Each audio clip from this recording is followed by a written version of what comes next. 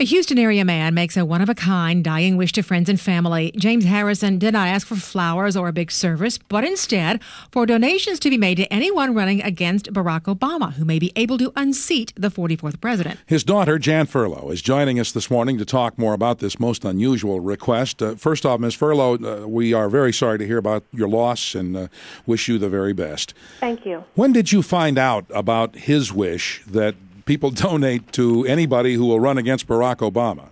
My dad was diagnosed with terminal cancer back in October, and about that time he wrote his own obituary and gave it to my sister and I, asking us to make sure that we had it printed in the newspapers verbatim the way he had written it.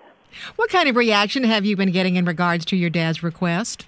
Well, we've been amused. It sounds like a lot of the liberal bloggers have really been bothered by his obituary, and I think my dad would have loved that. If they had known my dad, they would know that he was a man who loved his country, who really just wanted to see a better future for his grandchildren long after he left.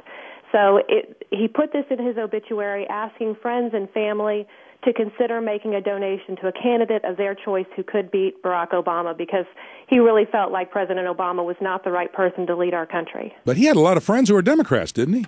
He did. In fact, if you had been at his funeral service, there were hundreds of people there, Republicans and Democrats alike.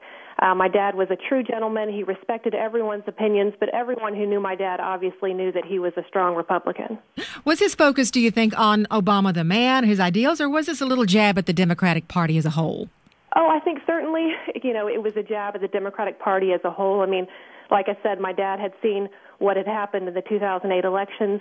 Nationwide, Democrats had been given a chance to lead the country, and he felt that they had failed. So he was looking forward to somebody else who could take charge of the country and make a better future for all of us.